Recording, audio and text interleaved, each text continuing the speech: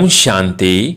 आज 13 सितंबर 2022 की साकार मुरली। आज बाबा ने कहा, मीठे बच्चे, तुम आपस में भाई भाई हो। तुम्हें रूहानी स्नेह से रहना है, सुखदायी बन सबको सुख देना है, गुणग्राही बनना है। आज का प्रश्न है, आपस में रूहानी प्यार न होने का कारण क्या है? रूहानी प्यार कैसे होगा? उत्तर, देहाभिमान के कारण जब एक दो की खामियां देखते हैं तब रूहानी प्यार नहीं रहता। जब आत्माभिमानी बनते हैं, स्वयं की खामियां निकालने का फुरना रहता है, सतो प्रधान बनने का लक्ष्य रहता है, मीठे सुखदायी बनते, तब आपस में बहुत प्यार रहता है। बाप की सीमत है, बच्चे किसी के भी अवगुण मत देखो, गुणवान बनने और बनाने का लक्ष्य रखो। सबसे जास्ती गुण एक बाप में है। बाप से गुण ग्रहण करते रहो और सब बातों को छोड़ दो तो प्यार से रह सकेंगे। ओम शांति। अभी तुम बच्चों को यह मालूम है कि बेहद का बाप हमको शतो प्रधान बना रहे हैं और मूल युक्ति बता रहे हैं। बाप बेट बच्चों को शिक्षा देते हैं कि तुम भाई भाई हो, आपस में तुम्हारा बहुत रूहानी प्रेम चाहिए। तुम्हारा था तो बरोबर, अब नहीं है। मूल वतन में तो प्रेम की बात ही नहीं रहती, तो बेहद का बाप बेट शिक्षा देते हैं। बच्चे, आजकल करते करते समय बीतता जा रहा है, दिन मास वर्ष बीतते जा रहे हैं। बाप ने समझाया है, तुम ये लक्ष्मी नारायण थे। ऐसा तुमको किसने बनाया? बाप ने। फिर तुम कैसे नीचे उतरते हो? ऊपर से नीचे उतरते उतरते समय बीतता जा रहा है। वो दिन गया, मास गया, वर्ष गया, समय गया। तुम जानते हो, हम पहले सतो प्रधान थे, आपस में बहुत लव था। बाप ने भाइयों को शिक्षा दी है, तुम भाई भाई का आपस में बहुत प्रेम होना चाहिए। मैं तुम सबका बाप हूँ। तुम्हारी एम ऑब्जेक्टिव है शतो प्रधान बनने की। तुम समझते हो, जितना जितना हम तमो प्रधान से शतो प्रधान बनते जाएंगे, उतना खुशी में गदगद होते रहेंगे। हम शतो प्रधान थे, भाई भाई आपस में बहुत प्रेम से रहते थे। अभी बाप द्वारा पता चला है कि हम देवताएं आपस में बहुत प्रेम से चलते थे। हेवन के देवताओं की भी बहुत महिमा है। हम वहाँ के निवासी थे, फिर नीचे उतरते आए हैं। पहली तारीख से लेकर आज 5000 वर्ष से बाकी कुछ वर्ष आकर रहे हैं। शुरू से लेकर तुम कैसे पाठ बजाते आए हो, अभी तुम्हारी बुद्धि में है कि देहाभिमान के कारण एक दो में वो प्यार नहीं है, एक दो की खामियां ही निकालते रहते हैं। तुम आत्माभिमानी थे, तो ऐसे किसकी खामियां नहीं निकालते थे कि फलाना ऐसा है, इनमें यह है। आपस में बहुत प्यार था। अब वही अवस्था धारण करनी है। यहाँ तो एक दो को उस दृष्टि से देखते लड़ते झगड़ते हैं। अब वो सब बंद कैसे हो, यह बाप बैठ समझाते हैं। बच्चे, तुम शतो प्रधान पूज्य देवी देवता थे, फिर धीरे धीरे नीचे गिरते गिरते तुम तमो प्रधान बने हो। तुम कैसे मीठे थे, अब फिर ऐसा मीठा बनो। तुम सुखदायी थे, फिर दुखदायी बने हो। रावण राज्य में एक दो को दुख देने काम कटारी चलाने लगे हो। शतो प्रधान थे तो काम कटारी नहीं चलाते थे। यह 5 विकार तुम्हारे कितने बड़े शत्रु है। यह है ही विकारी दुनिया, क्योंकि रावण राज्य है ना, यह भी तुम जानते हो। राम राज्य और रावण राज्य किसको कहा जाता है? आजकल करते सतयुग पूरा हुआ, त्रेता पूरा हुआ, द्वापर पूरा हुआ और कलयुग भी पूरा हो जाएगा। अभी तुम नीचे उतरते शतो प्रधान से तमो प्रधान बन पड़े हो। तुम्हारी और रूहानी खुशी गुम हो गई है। अब तुमको शतो प्रधान बनना है। मैं आया हूँ तो जरूर तुमको शतो प्रधान बनाऊंगा। यह भी बाप समझाते हैं। बच्चे, जब 5000 वर्ष बाद संगम युग होता है, तभी मैं आता हूँ, तुमको समझाता हूँ। फिर से शतो प्रधान बनो। अपने को आत्मा समझ बाप को याद करो। जितना याद करेंगे उतनी खामियां निकलती जाएगी। तुम जब शतो प्रधान देवी देवता थे तब कोई खामी नहीं थी। अब यह खामियां कैसे निकलेगी? आत्मा को ही अशांति होती है। अब अंदर जांच करनी है कि हम अशांत क्यों बने हैं। जब हम भाई भाई थे तो आपस में बहुत प्यार था। अब फिर वही बाप आया है, कहते हैं अपने को आत्मा भाई भाई समझो, एक दो से बहुत प्रेम रखो। देह अभिमान में आने से ही एक दो की खामियां निकालते हो। अब बाप कहते हैं तुम ऊंच पद पाने का पुरुषार्थ करो। तुम जानते हो कि नई दुनिया में बाप ने हमको वर्षा दिया था, 21 जन्मों के लिए एकदम भरपूर कर दिया था। अब बाप फिर आया हुआ है, तो क्यों न हम उनकी मत पर चल फिर से पूरा वर्षा लेवे। तुम मीठे मीठे बच्चे कितने अडोल थे, कोई मतभेद नहीं था, किसकी निंदा आदि नहीं करते थे। अभी कुछ न कुछ है, वह सब भूल जाना चाहिए। हम सब भाई भाई हैं, एक बाप को याद करना है, बस यही ओना लगा हुआ है। हम जल्दी जल्दी शतो प्रधान बन जाए। फलाना ऐसा है, इसने यह बोला, इन सब बातों को भूल जाओ, ये सब छोड़ो। बाप कहते हैं अपने को आत्मा समझो, शतो प्रधान बनने के लिए पुरुषार्थ करो, दूसरे का अवगुण नहीं देखो। देवाभिमान में आने से ही अवगुण देखा जाता है। अपने को आत्मा समझ बाप को याद करो, भाई भाई को देखो तो गुण ही देखेंगे, अवगुण को नहीं देखना चाहिए। सबको गुणवान बनाने की कोशिश करो तो कभी भी दुख नहीं होगा। भल कोई उल्टा सुल्टा कुछ भी करे, समझा जाता है रजो तमो प्रधान है, तो जरूर उन्हों की चाल भी ऐसे ही होगी।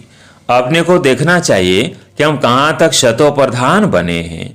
सबसे जास्ती गुण है बाप में, तो बाप से गुण ग्रहण करो और सब बातों को छोड़ दो। अवगुण छोड़ गुण धारण करो। बाप कितना गुणवान बनाते हैं, कहते हैं तुम बच्चों को भी मेरे समान बनना है। बाप तो सदा सुखदाई है ना, तो सदा दुख देने और शतो प्रधान बनने का फुरना रखो और कोई बात नहीं सुनो, कोई की गलानी आदि नहीं करो। सब में कोई न कोई खामियां हैं, जरूर खामियां भी ऐसी है जो फिर खुद भी समझ नहीं सकते। दूसरे समझते हैं कि इनमें यह खामियां हैं, अपने को तो बहुत अच्छा समझते हैं, परंतु कहाँ न कहाँ उल्टा बोल निकल ही पड़ता है। शतो प्रधान अवस्था में यह बातें होती नहीं, यह खामियां हैं, परंतु न समझने के कारण अपने को मियाँ मिट्ठू समझ लेते हैं। बाप कहते हैं मियाँ मिट्ठू तो मैं ही एक हूँ, तुम सबको मिट्ठू अर्थात मीठा बनाने आया हूँ। इसलिए जो भी अवगुण आदि है सब छोड़ दो, अपनी नब्जें देखो। हम मीठे मीठे रूहानी बाप को कितना प्यार करता हूँ, कितना खुश समझता हूँ और दूसरों को समझाता हूँ। देहाभिमान में आ गए तो कोई फायदा नहीं होगा। बाप कहते हैं तुम अनेक बार तमो प्रधान से शतो प्रधान बने हो, आप फिर बनो। सीमत पर चल मुझे याद करो। सिर पर पापों का बोझा बहुत है, उसे उतारने का चिंता रहना चाहिए। देवताओं के आगे जाकर कहते भी हैं कि हम पापी हैं, क्योंकि देवताओं में पवित्रता की कशिश है, इसलिए उन्हों की महिमा गाते हैं। आप सर्वगुण संपन्न 16 कला संपूर्ण हो। फिर घर में आकर भूल जाते हैं। देवताओं के आगे जाते हैं तो अपने से जैसे घृणा आती है, फिर घर में आते हैं तो कोई घृणा नहीं, जरा ख्याल भी नहीं करते कि ऐसा उन्हों को बनाने वाला कौन है। अब बाप कहते हैं बच्चे ये पढ़ाई पढ़ो, देवता बनना है तो ये पढ़ाई पढ़ना है, सीमत पर चलना है। पहले पहले बाप कहते हैं अपने को शतो प्रधान बनाना है, इसलिए मामेकम याद करो। दैवी गुण भी धारण करने हैं।